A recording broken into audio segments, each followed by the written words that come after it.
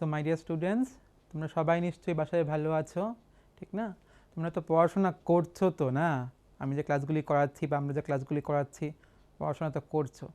School যখন খুলবে, পরীক্ষা হবে, ভালো রেজাল্ট তোমরা করবে, আমি খুব বিশ্বাস করি। তোমরা সবাই খুব পড়াশোনা করছো।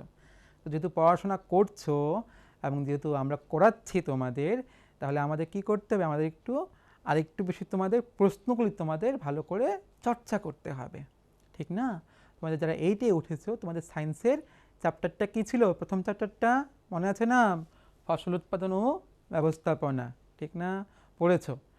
এই চ্যাপ্টারের শেষে কিন্তু তোমাদের কতগুলো প্রশ্ন ছিল, তোমাদের ছক ছিল, ফিল আপ দ্য ব্ল্যাঙ্কস ছিল, প্রশ্ন ছিল। প্রশ্নগুলির উত্তর তোমরা আবার একটু তোমাদের চর্চা করা উচিত। কি করে লিখবে, কোথায় লিখবে, কোনটা লিখবে, ঠিক না? কেননা পরীক্ষা যদি ভালো করে না লেখো, নাম্বার তো পাবে না ভালো, এবং তোমরা সবাই ভালো নাম্বার পাবে। তোমরা সবাই ভালো পড়াশোনা করছো। আজকে আমি তোমাদের ওই যে প্রশ্নগুলি আরেকটু বুঝিয়ে দিচ্ছি। তোমরা সবাই কিন্তু আমি ক্লাসটা করার পরে প্রশ্নগুলি তোমরা আজকে যে ক্লাসটা করবে লিখে নেবে, ঠিক আছে? এবং ক্লাসের শেষে তোমরা কি করবে? তোমরা বাসায় বসে বসে সে প্রশ্নগুলি মিলিয়ে নেবে।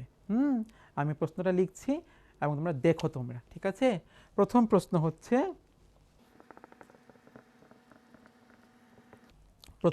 হচ্ছে জৈব সার ও রাসায়নিক সারের মধ্যে পার্থক্য। আমরা একদম জানি, সোজা, এটা এত সোজা প্রশ্ন না, এটা ভয় পাওয়ার তো কোনো কিছুই নেই। প্রথম হচ্ছে জৈব সার, রাসায়নিক সার। জৈব সার কোনগুলো? যে সমস্ত সারগুলো বিভিন্ন উদ্ভিজ বা প্রাণীজ শরীরের পচনের বা গলনের ফলে তৈরি হয়, তা হচ্ছে জৈব সার। আর রাসায়নিক সার কোনগুলো? রাসায়নিক সার হচ্ছে বিভিন্ন লবণজাত সার, যেগুলি রাসায়নিক পদ্ধতিতে কলকারখানায় তৈরি হয়, তাই হচ্ছে রাসায়নিক সার। একদম সোজা। এবার যদি পার্থক্য লিখতে হয়, আমি কি কি লিখব? একদম তোমরা সবাই জানো, আমি জানি তোমাদের সবাইকে, তোমরা বইটার মধ্যে এবং তোমাদের বইয়ে কিন্তু উত্তরটা তোমাদের দেওয়াও আছে তোমাদের, তাই না? আমি একটা আবার লিখিয়ে দিচ্ছি। প্রথম হচ্ছে কি, আমি জৈব সার, আমি কি লিখতে পারবো জৈব সারের ক্ষেত্রে? এরা হচ্ছে আমি কি উদ্ভিজ বা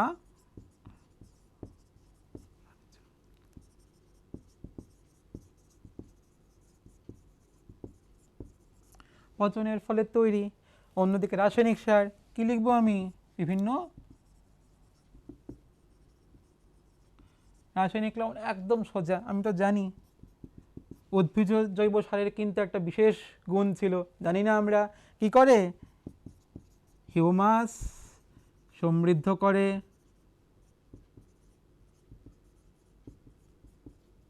মাটিকে। রাসায়নিক সার কি সমৃদ্ধ করে হিউমাসে? একদম না। তাহলে হিউমাসে সমৃদ্ধ করে না। এবার জৈব সার যেমন হিউমাসে সমৃদ্ধ করে, তার একটা বিশেষ ভালো গুণ, এ যেমন রাসায়নিক সার আবার হিউমাসে সমৃদ্ধ করতে পারে না, তার একটা বিশেষ, তাই দিকটা একটা বলতে পারো ত্রুটি আছে। জৈব সারেরও কিন্তু একটা ত্রুটি আছে, কি? পরিপোষক তত্ত্ব কম। এর মধ্যে কিন্তু পরিপোষক তত্ত্ব বেশি, এখানে কিন্তু পরিপোষক তত্ত্ব কিন্তু বেশি আছে, আমার মাথায় রাখতে হবে।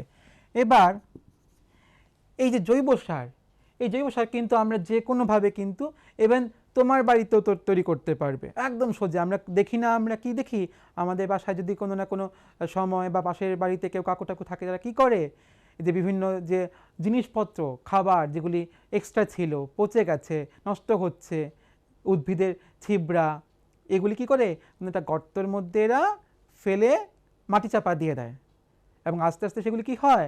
সারে পরিণত হয়, পচতে পচতে অণুজীবীর সাহায্যে। এবং এই পরে কী করে, যখন পচে যায়, সার তৈরি হয়, সেগুলি তুলে এবার খেতে, শস্য খেতে এরা ছড়িয়ে দেয়, মিশিয়ে দেয়। তাহলে এই প্রকার সার কিন্তু আমরা কি করতে পারি? বাসায় তৈরি করতে পারি। তাহলে বাসায় তৈরি করা যায়। কিন্তু তুমি পারবে রাসায়নিক সার তৈরি করতে? সম্ভব না। রাসায়নিক সার কিন্তু বাসায় তৈরি করা সম্ভব না। তাহলে কোথায় তৈরি হবে? ফ্যাক্টরিতে, কলকারখানায়।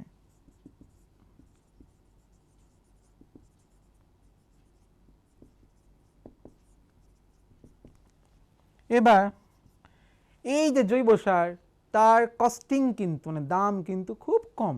এটা একটা খুব ভালো, কেননা আমি কি চাইবো, আমি চাইবো দামে বেশি, কম কম কম দামে ভালো জিনিসটা পেতে, তাই না? এই জৈব সার কিন্তু আমার দাম কম, ভালো। এদিকে আমার কি দাম বেশি। আরেকটা শেষ উদাহরণ দিই। আমরা কিন্তু জৈব সারের একটা উদাহরণ সবাই জানি, কিন্তু আমরা অনেকেই জানি, আমরা কি ভার্মি কম্পোস্ট।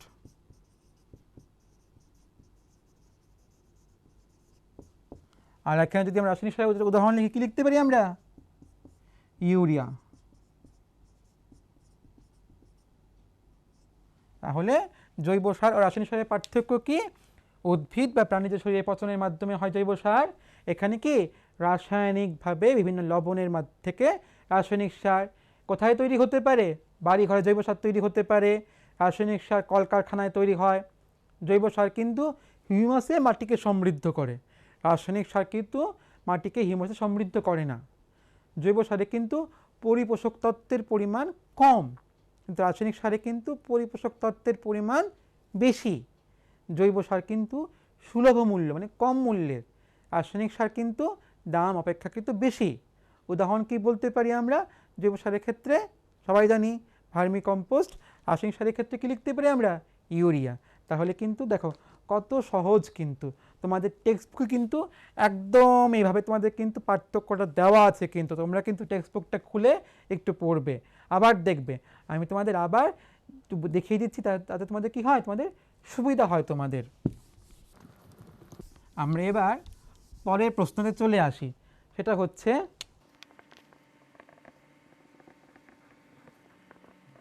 জলসেচ পদ্ধতি কি এবং জল সংরক্ষণের দুটি জলসেচ পদ্ধতির নাম লেখো। দেখো, জলসেচ কি? উদ্ভিদের বৃদ্ধির জন্য জলের প্রয়োজন। আমাদের যেমন জলের প্রয়োজন, উদ্ভিদেরও কিন্তু জলের প্রয়োজন। জল ছাড়া কিন্তু কোনো জীবেরই বৃদ্ধি সম্ভব না, ঠিক না? তাহলে জলসেচ কি? শস্য খেতে নিয়মিত সময় অন্তর অন্তর উদ্ভিদের বৃদ্ধির জন্য জল সরবরাহ করার যে রীতি, তাই কিন্তু জলসেচ। আমি আবার বলছি, শস্য খেতে উদ্ভিদের বৃদ্ধির জন্য নিয়মিত পর্যায়ক্রমে জল সরবরাহ করার যে রীতি, তাই হচ্ছে জলসেচ। মাথায় থাকবে জলসেচ কি? মাথায় রইল আমাদের। আমরা তাহলে আমি লিখে দিতে পারবো, লিখে দেবো, আমি লিখে দিচ্ছি। তাহলে কি লিখে দিচ্ছি? শস্য ক্ষেত্রে নিয়মিত সময় এর অন্তরে জল সরবরাহ করার নিয়মকেই জলসেচ বলে। একদম সোজা কিন্তু। দেখো, এবার হচ্ছে জল সংরক্ষণে দুটি পদ্ধতির নাম। জল সংরক্ষণ করা কিন্তু খুব প্রয়োজন। আমরা কিন্তু আগেও বলেছি জলকে কি বলা হয়? সম্পদ। এবং সম্পদ মানে কি? তাকে আমাদের সংরক্ষণ করা প্রয়োজন। সম্পদ শেষ হলে তো অসুবিধা, তাহলে জলও কিন্তু যেহেতু সম্পদ, জলকে সংরক্ষণ করা প্রয়োজন। তাহলে জল সংরক্ষণ, যেহেতু জল দরকার কৃষিক্ষেত্রে, কিন্তু আবার এই জন্য জল দরকার বলে আমি কৃষিক্ষেত্রে জল দিয়ে ভাসিয়ে দেবো, তাও তো সম্ভব না। তাহলে জল সংরক্ষণ করতে হবে। প্রশ্ন হচ্ছে জল সংরক্ষণে দুটি পদ্ধতির নাম। আমাদের কিন্তু বইয়ে আছে, কিন্তু আমরা কিন্তু পড়াশোনা করছি কিন্তু, তাই না? ঠিক না? কি আছে উত্তরগুলোর নাম? প্রথমে লিখব কি? ছিটানো পদ্ধতি। আরেকটা কি লিখব? হ্যাঁ, আমরা পড়েছি না, ড্রিপ ইরিগেশন। ছিটানো পদ্ধতি এবং ড্রিপ ইরিগেশন, এই দুটো হচ্ছে কিন্তু জলসেচ মানে একটা সংরক্ষণের জন্য খুব সুবিধা। এবার কেন আমাদের একটু দেখা প্রয়োজন না? আমি তো শুধু দেখো, বিজ্ঞান তো ডেফিনেটলি তোমাদের মুখস্থ করতে হবে, কেননা যদি ঠিক মতো না লেখো নাম্বার পাবে না। কিন্তু মুখস্থ করতে তোমার এরকমভাবে মুখস্থ করবে না, না বুঝে মুখস্থ করবে, ঠিক আছে? তাহলে তোমাদের বুঝতে হবে ছিটানো পদ্ধতি। এটা কেন ছিটানো পদ্ধতি? মনে করো একটা জায়গা আছে, এরকম উঁচু নিচু জায়গা, এখানে তুমি কি করে জল দেবে সেখানে? এবার মনে করো উঁচু নিচু জায়গায় জল দিতে হবে, এইখানে একটা কুয়া বা কিছু আছে যেখান থেকে জল আমি নিতে পারলাম, জল নিলাম, ঠিক। এবার এই জলের লাইনটাকে যদি এখান থেকে আমি এদিকে নিয়ে যাই, এদিকে নিয়ে গেলাম এবং এদিকে নিয়ে গেলাম, এখানে যদি চরকার মতো কতগুলি স্ট্রাকচার থাকে, গঠন থাকে, এবং এই চরকার মতো গঠনগুলি যদি বারবার মাথাটা ঘোরাতে পারে চতুর্দিকে, তাহলে কি হবে? জলটা এদিকে যাবে, এদিকে যাবে, এদিকে যাবে, এদিকে যাবে, সব দিকে ছিটিয়ে পড়বে। এদিকেও কি জলটা সেম। তাহলে দেখো এই যে জলটা, একে কিন্তু আমি এই ছিটানো পদ্ধতির সাহায্যে উঁচু নিচু জমিতে ছিটিয়ে দিতে পারছি। এর ফলে কি হচ্ছে, জমি উঁচু হোক বা নিচু হোক, যে কোনো কিছুই হোক না কেন, জল কিন্তু সব জায়গায় পৌঁছে যেতে পারছে। তাহলে কিন্তু কি আমার উদ্দেশ্য কি ছিল, আমার আমার যে ক্ষেত, সেই ক্ষেত্রের জায়গায় আমার জল পৌঁছে দিতে হবে। তাহলে জল কিন্তু প্রত্যেক জায়গায় পৌঁছে যাচ্ছে এবং জলেরও কিন্তু কি হচ্ছে, অপচয় হচ্ছে না আমার। তাহলে এই গেল আমার ছিটানো পদ্ধতি, একদম সোজা, খুব সোজা। একটু যদি বুঝে রাখতে পারো আর ছবিটা যদি একবার মাথায় থাকে, এত সোজা বিজ্ঞান বলে লাভ নেই। আরেকটা কি, ড্রিপ ইরিগেশন, আরও সোজা, খুব সোজা। এবার দেখো ড্রিপ ইরিগেশনগুলি কোথায় করব। এবার দেখো তোমরা কখন খাবে, আমরা কখন ভাত খাই, যখন খিদা পায় তখনই তো খাবো আমরা, ঠিক না? না এমনি এখন ইচ্ছিল ভাত খাবো, ভাত খেতে বসবো। ড্রিপ ইরিগেশন ব্যাপারটা কিন্তু সেরকম। এবার মনে করো কতগুলো গাছ আছে, এবার এই গাছের যে মূল, সেই মূলের কাছে যদি আমি কতগুলি পাইপ নিয়ে যাই,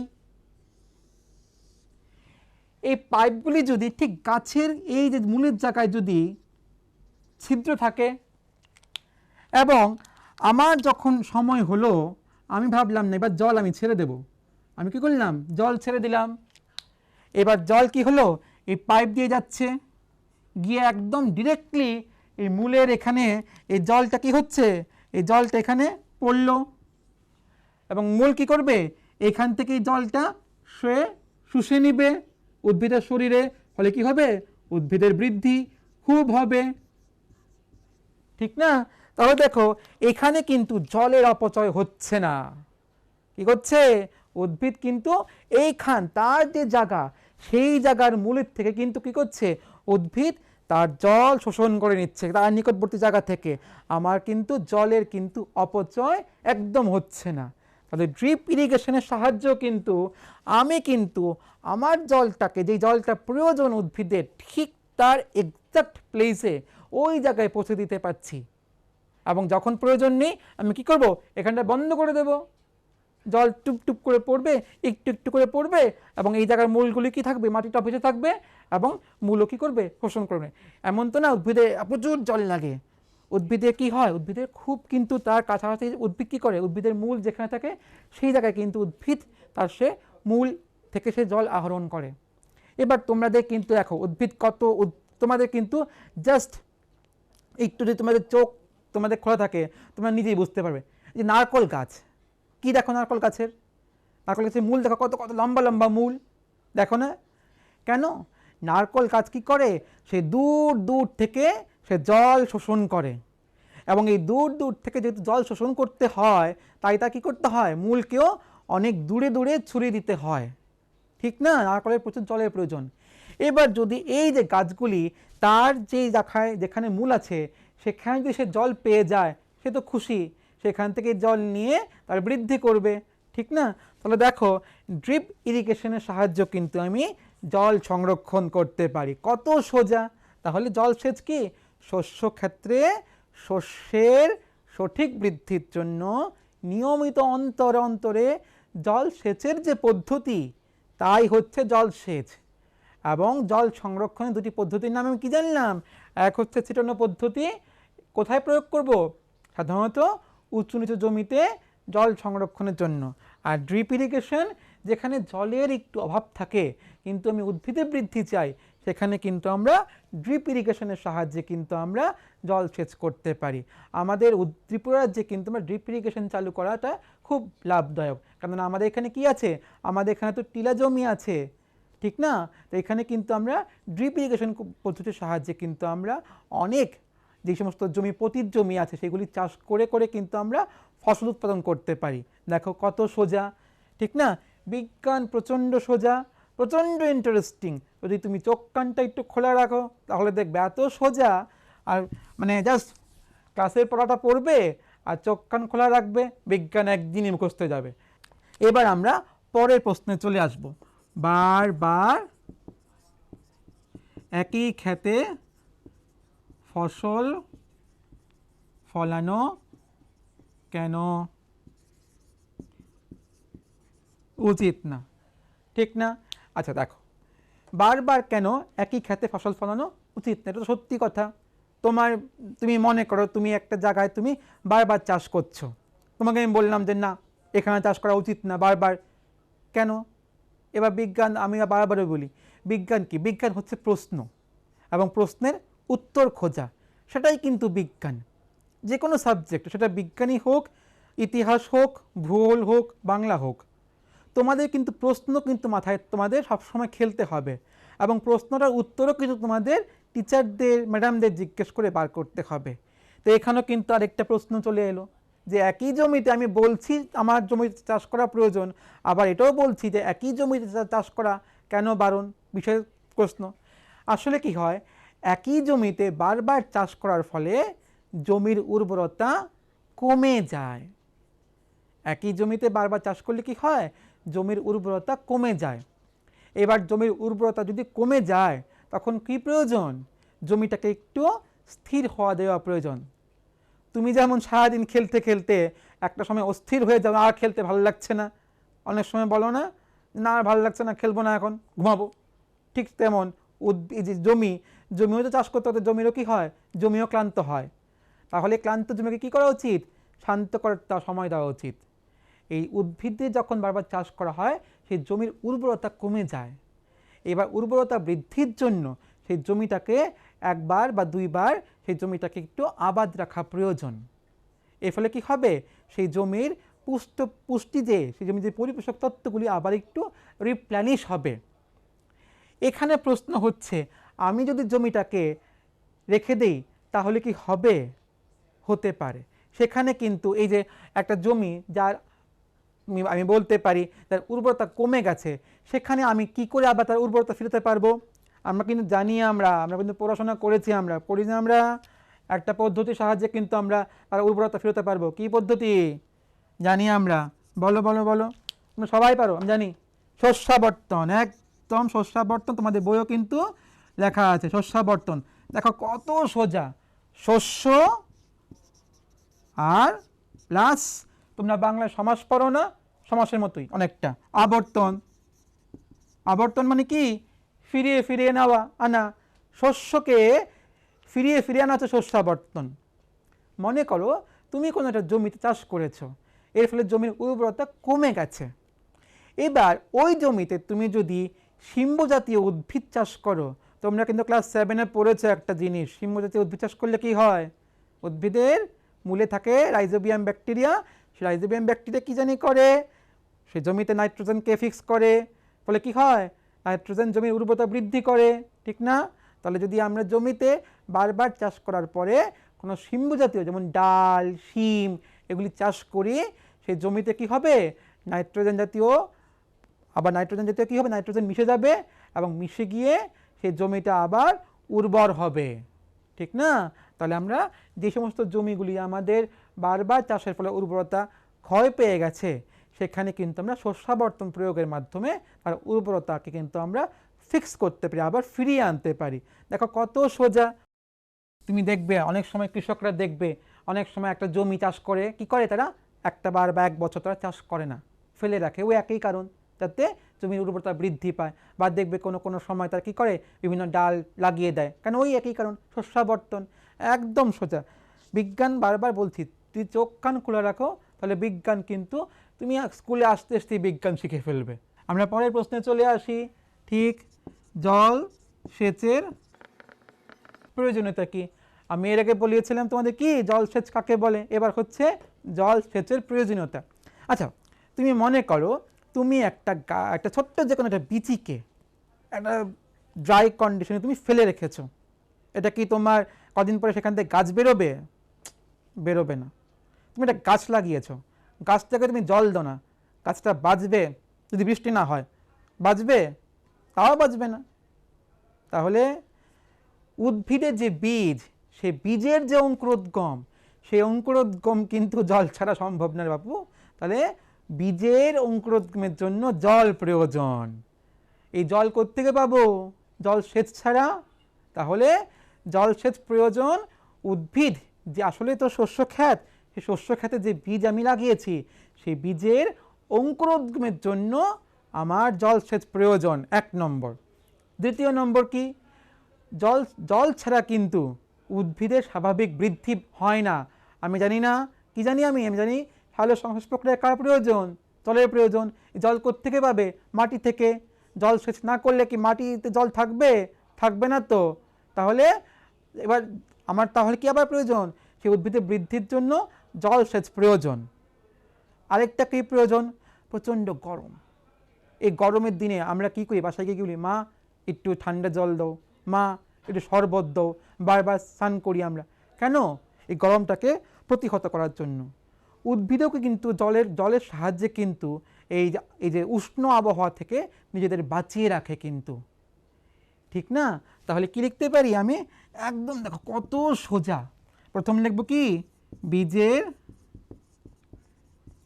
অঙ্কুরোদ্গম। তোমরা বাসায় যে কোনো একটা পরীক্ষা করলে তোমরা দেখতে পাবে, এই যেমন একটা ছোলা ভিজিয়ে রাখবে আজকে সকালবেলা, আজকে এই দুপুরবেলা, 2 দিন পরে দেখবে ছোলা থেকে এরকম সাদা সাদা মূল বেরিয়ে আসছে। জল ছাড়া হবে? এই যে ছোলা, এত ছোলা দোকানে রেখে দেয়, হয়? যেই মাত্র তুমি ছোলাটাকে জলে ভিজিয়ে রাখলে 2 দিন পরে সেখান থেকে মূল তৈরি হয়। তাহলে জল ছাড়া তো মূল হয় না। তাহলে বীজের অঙ্কুরোদ্গমের জন্য। দ্বিতীয় নম্বর কি? উদ্ভিদের বৃদ্ধির জন্য। আরেকটা কি আমরা বললাম এখন? উষ্ণ আবহাওয়া হতে নিজেকে শীতল রাখার জন্য কিন্তু জল সেচ প্রয়োজন। আমরা কিন্তু এগুলি জানলাম। এবার আমরা পরের প্রশ্নে আসছি। তোমরা কিন্তু বইয়ে থেকে এগুলি বার করে নেবে, আমি তো বলে দিচ্ছি তোমাদের। তোমরা কিন্তু বইয়েও কিন্তু দেখবে উত্তরগুলি আছে, একটু বার করে নেবে। আমি কিন্তু পরে যখন তোমাদের সঙ্গে দেখা হবে, আমি কিন্তু প্রশ্নগুলি জিজ্ঞেস করব, কারণ পরীক্ষায় তো প্রশ্নগুলি আসবে, ভালো রেজাল্ট করতে হবে এবং তোমরা ভালো রেজাল্ট করবে। তোমরা, আমি জানি আমরা সবাই ভালো পড়াচ্ছি, তোমরা ভালো পড়ছো, পড়াশোনা করছো। এবার হচ্ছে আগাছা বলতে কি বোঝো, তার দমনের পদ্ধতি। এবার দেখো, আগাছা, গাছ তো একটা আছে এখানে যে গাছ, কিন্তু আগাছা, এই আগাছায় আসছে কোত্থেকে? আমি যদি একটু মাথাটা খেলাই, অপ্রয়োজনীয় গাছ। গাছ কিন্তু সবই প্রয়োজনীয়, এখানে অপ্রয়োজনীয় গাছ বলাটা ভুল হবে। কিন্তু তোমাদের বলছি, তুমি মনে করো বা তোমার বাবা মনে করো আজকে জমিতে ধান লাগিয়েছে। সেই ধানের জমিতে এবার ধানের সঙ্গে যদি অন্যান্য কোনো গাছ হয়, সেই গাছটাকে তুমি পছন্দ করবে? সেই গাছটা অপ্রয়োজনীয় না? সেটাই আগাছা। তাহলে আমি কি বলতে পারি? আমি বলতে পারি শস্য ক্ষেতে শস্যের সঙ্গে অন্যান্য যে অপ্রয়োজনীয় গাছের সৃষ্টি বা বৃদ্ধি হয়, তারাই আগাছা। ঠিক? দেখো কত সোজা। অপ্রয়োজনীয় গাছ, তো এই অপ্রয়োজনীয় গাছ কোথায় থাকে? শস্য ক্ষেতে, ঠিক না? এটা হচ্ছে আমার আগাছা। এবার এই আগাছা দমনের পদ্ধতি কি আছে? পদ্ধতি তোমাদের আমি কিন্তু পড়িয়েছিলাম। পদ্ধতি কি হতে পারে? এক হচ্ছে এবার যে আমরা নিড়ানির সাহায্যে আমরা তুলে নিতে পারলাম। আমি কি করলাম? আমি নিড়ানি দিয়ে আগাছাগুলি তৈরি করে আমি ছেটে ফেলে দিলাম, সেটা একটা হতে পারে। আর কি হতে পারে? রাসায়নিক দমন আমরা করতে পারি। আমরা 2,4-D দিতে পারি, রাসায়নিক দমন হতে পারে। এবার আরেকটা পদ্ধতি আছে, পার্মানেন্ট সলিউশন। একদম একবার করলে আর হবেই না। যে আগাছা হয়েছে, সে আগাছাগুলিকে আমি কি করলাম? আমি তার ফুল ফোটার আগেই সেটা আমি তুলে নেব। তুলে আমি কি করব? আমি সেগুলিকে আমি পুড়িয়ে ফেলব। কেন? এবার আগাছা থেকে কি হয়, কদিন পরে গাছ মানে তো ফুল হবে, তাই না? ফুল হলে কি হবে? ফল হবে। ফল হলে কি হবে? বীজ হবে। এই বীজগুলি যখন মাটিতে পড়বে, পরের সিজনে কি হবে? সেই বীজ থেকে আবার গাছ জন্মাবে, তাই না? কিন্তু যদি আমি তার ফুল তৈরি হওয়ার আগেই গাছগুলিকে ধ্বংস করে ফেলি, তাহলে গাছগুলি কিন্তু আর তার সাইকেলটা পূর্ণ করতে পারবে না। তাহলে আগাছাগুলিকে যদি আমি পুড়িয়ে ফেলি আমি, তাহলে কিন্তু সেই আগাছাগুলি পরের বার ওই ক্ষেতে জন্মাবে না। সেটা কিন্তু একটা পার্মানেন্ট সলিউশন হিসেবে আমি করতে পারি আগাছা দমনের। তাহলে আগাছা কারা? আমাদের কৃষিক্ষেত্রে আমাদের শস্যের সঙ্গে অপ্রয়োজনীয় যে সমস্ত গাছের জন্ম হয় তারাই আগাছা। এদের দমন করবো কী করে? নিড়ানির সাহায্যে, একটা হচ্ছে হাতে বা ম্যানুয়ালি যেটাকে বলি আমরা, আর কি রাসায়নিক 2,4-ডির সাহায্যে করতে পারি। আর একটা পার্মানেন্ট সলিউশন কী বললাম? সে আগাছাগুলির ফুল ফোটার আগেই তাকে তুলে তাদের পুড়িয়ে ফেলে আমি আগাছাগুলি থেকে একদম চিরতরে মুক্তি পেতে পারি। দেখো কত সোজা। কিন্তু লাস্ট প্রশ্ন তোমাদের বলছি, তোমাদের সেটা হচ্ছে রাসায়নিক সার প্রয়োগের ক্ষতি কী কী।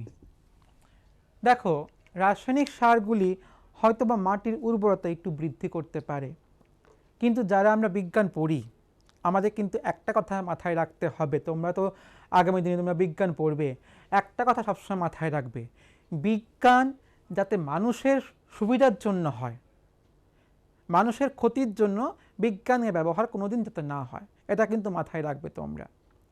রাসায়নিক সার হয়তো বা সুবিধা হয়, রাসায়নিক সার মাটির উর্বরতা বৃদ্ধি করে, উদ্ভিদের ফটাফট বৃদ্ধি করতে সাহায্য করে, কিন্তু তার ক্ষতি কিন্তু অনেক বেশি। রাসায়নিক সার কোথায় প্রয়োগ করি আমরা? মাটিতে। এবার এই মাটিতে রাসায়নিক সার থাকে, এবার বৃষ্টির জলের সঙ্গে এই রাসায়নিক সার ধুয়ে কোথায় আসে? পুকুরের জলে। পুকুরের জলে এসে রাসায়নিক সারগুলি মিশে যায়। পুকুরের জলে কে থাকে? এই মাছ থাকে। এই মাছগুলি রাসায়নিকগুলির মাধ্যমে বৃদ্ধি হচ্ছে। এই মাছগুলি যখন আমি খাই, এদের মাধ্যমে রাসায়নিক সারগুলি কী হয়? আমার শরীরে চলে আসে, আসে না? এই রাসায়নিকগুলি কিন্তু আমার শরীরে ক্ষতিকার, ঠিক না? রাসায়নিক সারগুলি কিন্তু হয়তো বা মানে মাটির উর্বরতা বৃদ্ধিতে সাহায্য করে, কিন্তু রাসায়নিক সারগুলি কিন্তু পরিবেশ বান্ধব না। রাসায়নিক সারগুলি কিন্তু পরবর্তী সময়ে বৃষ্টির জলের সঙ্গে মিশে ধুয়ে এসে পুকুরের জলে পৌঁছায় এবং পরে খাদ্য শৃঙ্খলের মাধ্যমে আমার শরীরে এসে পৌঁছে আমাদের ক্ষতি করে। এটা কিন্তু রাসায়নিক সারের একটা বিশাল ক্ষতিকর জায়গা, এটা কিন্তু আমাদের মাথায় রাখতে হবে। তাহলে রাসায়নিক সার যদি না দেই আমরা, সেখানে আমাদের তো চাষ করতে হবে, আমাদের তো অল্টারনেটিভ কোনো পদ্ধতি অবলম্বন করতে হবে। কি করব আমরা? কি করতে পারি আমরা? জৈব সার। তাহলে আমি কি প্রশ্ন লিখব? তোমরা সবাই বুঝে গেছো, ঠিক না? জৈব সারের সুবিধা কি কি? প্রথম হচ্ছে দেখো, জৈব সার কি করে? মাটিকে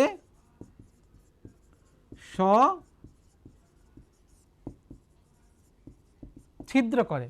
মাটি যদি সছিদ্র হয় তাহলে কি হবে? উদ্ভিদের মূল খুব সহজে মাটির ভেতরে প্রবেশ করতে পারবে। উদ্ভিদের মূল মাটির ভিতরে সহজে প্রবেশ করতে পারলে কি হবে? সে মাটি থেকে জল শোষণ করতে পারবে, 1 নম্বর। তৃতীয় নম্বর কি? উদ্ভিদের মাটি যদি ঝরঝরা হয়, সছিদ্র হয়, শ্বাসকার্যে কি হবে? সাহায্য হবে, 1 নম্বর গেল। তৃতীয় নম্বর কি? মাটিকে হিউমাসে সমৃদ্ধ করে। আমি আগেও বলেছি একমাত্র জৈব সারই পারে কি? মাটিকে হিউমাসে সমৃদ্ধ করতে। তৃতীয় নম্বর কি লিখব? আরও সোজা, একটা খুব সোজা এবং খুব প্রয়োজনীয়, জৈব সার মাটির জল ধারণ ক্ষমতা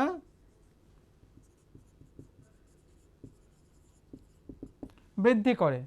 এবার মাটিতে সছিদ্র করলো, ভালো কথা, যাতে মাটি মূল খুব সহজে মাটির ভেতরে প্রবেশ করতে পারে, জল গ্রহণ করতে পারে। এবার জল ধারণ ক্ষমতা যদি বৃদ্ধি পায় এই জৈব সার প্রয়োগের ফলে, তাহলে তো আর হয়ে বলে না আমরা বলি না কি কেল্লা ফতে, সেটা কেল্লা ফতে হয়ে যাবে, খুব ভালো। হ্যাঁ, আরেকটা কি, সেই মাটিকে হিউমাসে সমৃদ্ধ করে। তাহলে দেখো কতগুলি সুবিধা, আর দাম তো এমনিও কম জৈব সারের। তাহলে এতগুলি সুবিধা জৈব সারের জন্য আমরা কিন্তু জৈব সারকে কিন্তু আমরা কী করব, চাষের জন্য আমরা জৈব সারকে আমরা মূলত আমরা ব্যবহার করতে পারি রাসায়নিক সার অপেক্ষা। ক্লিয়ার? আচ্ছা, আমি তোমাদের লাস্ট একটা প্রশ্ন তোমাদের বলছি, তোমাদের ভার্মি কম্পোস্ট। আচ্ছা, আমরা অনেকে সেওয়াই খাই না? খাই তো, সেওয়াই খাই না? আমার তো খুব পছন্দের সেওয়াই। এবার সেওয়াই যখন বাবা কিনবে, সেওয়াইয়ের যে প্যাকেটটা, সে প্যাকেটটা দেখবে আমার তো কী লেখা থাকে, ভার্মিসেলি। এই যে ভার্মিসেলি শব্দটা কোত্থেকে আসছে জানো তো? এই ভার্মি হচ্ছে কেঁচো থেকে আসছে। লম্বা লম্বা সেওয়াইয়ের মতন স্ট্রাকচার, এই হচ্ছে কেঁচো থেকে আসছে ভার্মিসেলি। ঠিক আছে? তাহলে দেখো এই কেঁচোর সাহায্যে যে সেওয়াইয়ের মধ্যে কেঁচো নেই, তোমরা ভয় পেও না, স্ট্রাকচারটার জন্য বলা হচ্ছে আর কি। কেঁচোকে ব্যবহার করে যে কম্পোস্ট হচ্ছে, তাই হচ্ছে ভার্মি কম্পোস্ট। কী করা হয় জানো তো? উদ্ভিদের ছিবড়া, বিভিন্ন ধরনের আমাদের বর্জ্য পদার্থ, এগুলিকে সঞ্চয় করা হয়, ট্যাঙ্কের মধ্যে দেওয়া সঞ্চয় করে রাখা হয়, এরপরে কেঁচো ছেড়ে দেওয়া হয়। কেঁচো কী করে? এগুলিকে খায় এবং পরে সেগুলিকে বমন করে। এই যে বমন করে, এগুলি হচ্ছে সারে পরিণত হয়। এই হচ্ছে আমার ভার্মি কম্পোস্ট। তাহলে কেঁচোর সাহায্যে সার তৈরি করার যে পদ্ধতি, তাই কিন্তু হচ্ছে ভার্মি কম্পোস্ট। এই ভার্মি কম্পোস্ট কিন্তু আমাদের ত্রিপুরাতে হয়, কিন্তু এটা কিন্তু তোমাদের জানা উচিত। ঠিক আছে? তাহলে দেখো তোমাদের কিন্তু অনেকগুলি তোমাদের কিন্তু হয়ে গেল প্রশ্নগুলো। তোমরা কিন্তু বাসায় কয়েকটা তোমাদের ইন টেক্সট কোয়েশ্চেন বাকি রয়েছে, তোমরা কিন্তু বাসায় একটু চর্চা করবে। আমি পরে একটা তোমাদের ইন টেক্সটের যে কোয়েশ্চেনগুলি তোমাদের বলে দেব। ঠিক আছে? পড়াশোনা করবে এবং খুব ভালো করে তোমরা কিন্তু এরপরে আমার সঙ্গে যখন দেখা হবে উত্তরগুলি বলবে, লিখে রাখবে কিন্তু। ঠিক আছে? Thank you.